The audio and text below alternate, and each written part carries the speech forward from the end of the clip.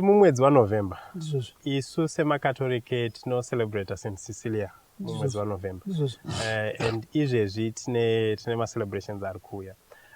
Zuva reSt Cecilia rakambotanga zvaita sei? Zuva reSt Cecilia iri rakatangira pakuti makosi atinoita emusic anokoka nyika yese. Ndopatinobata nyika yese ipapo. Takazogara pasi vana Ponde, baba Bernard Ndovhu, vana Baribheri baba, vana Chiwaura, vana Chamunyorwa, tikagara pasi tikati ngative nomubatanidzwa wevaimbi. Apo tinobatanidzwa makombozasi. Makombozasi achiuya achikomboza dzimbo dzavo nyika yese ifundiswe. But we need time yatinoswera tise tichiimba. Tichiimba nyika yese tichiuta tichiimba. Ndio pakauya kuti kana zvodaro katocelebrate ari musando wevaimbi. Ndio pakauya St Cecilia. Zvarongwa neNAZAM, National Association of Sacred Music. Ndio musangano wokutanga iwo wakaronga zvokubatanidza vanhu. Ndio takazochinja takuti takuzika SAM. Wakunzika SAM asi wakatanga kuchinzi NASAM. Wakunzika SAM. So ndo matangira zvakaita kuti tosora tichiimba vaimbi vese tichirumbidza musando wedu, musando waimbi Cecilia iyeye. Ndo vasipatsoka zuva rachito muna November. Kuti Cecilia wedu ari muswakati. Cecilia wedu ari muswakati. Tichita atitenda nzvimbo. I mean, kupemberera musande Cecilia. Anditya nokuimba. Ku aspect ye competition nekuti sometimes vanhu vanogona kusanzwisisa zuva riri kupembererwa nepamusana pekuti vari kungofunga nezve competition. Saka why the competition? Nemhaka yei paine competition isu tingopemberera zvedu musande Cecilia. Vaimbi mukavati yamuzoimba musiri kuonekwa havauyi vada kuonekwa ende kuti vaonekwa pana jaji vaonekwa vaimba magona. So izvozvo inzira takadzoka kuti naye kuti ivo macommissions anomboitwa ngatingoaita chiri chiwani chicommission chihombe sezuva rekucelebrata nekuti chingaunganidza vanhu kuimba. Tikati kune musando Cecilia watiri kungocelebrata pasina vaimbi kuti huyai vanani nekwayanyu vanani havauyi but chinobata vanhu ndokuti takatsoka tikaona kuti munobatwa nokuimba imimi saka huyai muzoimba. Munoda kuonekwa muchiimba onekwa muchiimba. Munoda kupa mukombe kutendwa kuti magona uye mukombe. Ndinorangarira muna June 2014 ndakambogara nemi pasi mogona kusazvirangarira izvo asi makandiudza imi taitaura nyaya yemusic iyoyi takanangana nemakwikwi okuimba. Makati imi vaimbi vanonzwisisa kuti tiri kucelebrata St Cecilia as on the day nepamusana pekuti vanenge vabatwa nenyaya yecompetition sometimes vanokanganwa nekuti vamwe vanotoenda vakatsamwa kuti hatina number 1 kana kuti namba yatapuwa isiyo.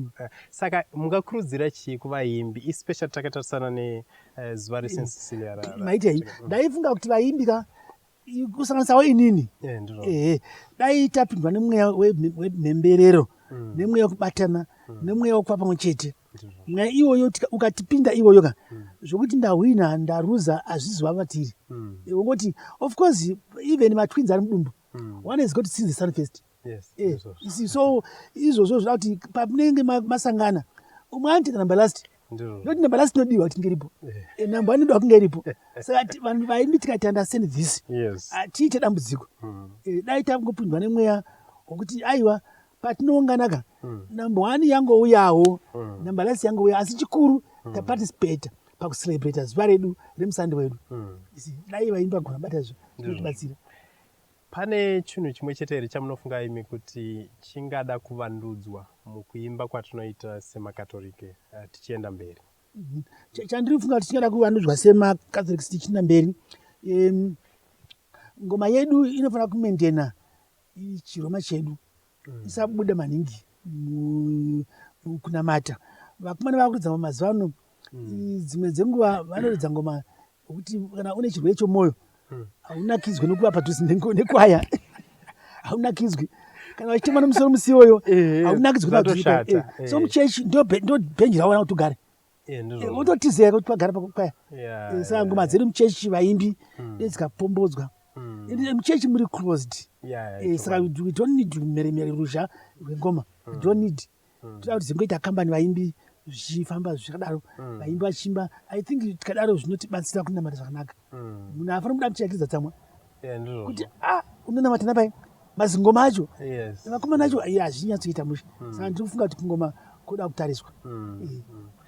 Kune vamwe vanhu vanofunga kuti nziyo dzechikatolike dzatinokomboza dzechishonaids kana kuti malocal songs akufanawo kuzama kuincorporata mainstruments ari beyond ngoma nehosho.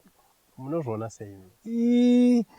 Mainstruments emagitare kana maorgans mapiano haana kushata in music but chinozinza ndechekuti vanhu vanoita maorgans aya tinogona kuvashaya kazhinji then tozoti uyo awana oshandisa uyo asina maybe sometimes tikati tiri pacompetition uyo ane organ yake uyo ana organ uyo ane organ onzi ndiye akunda muya asina organ zvopa mitauro but maorgans kushandiswa muchechi hapana chakaipa hacho hapana even makitara hapana chakaipa asi kana pari pamakwikwi ndaifunga kuti nini kusati zvave uniform ndochina uniform yezvinezvi ingoma nehosho ndo zviri neuniform munhu wese even akaremara rumwe ruoko anozandiwani so ngoma nehosho dzinoridzika mainstruments makombeshini ndaifunga kuti dayambomira kusvika testadi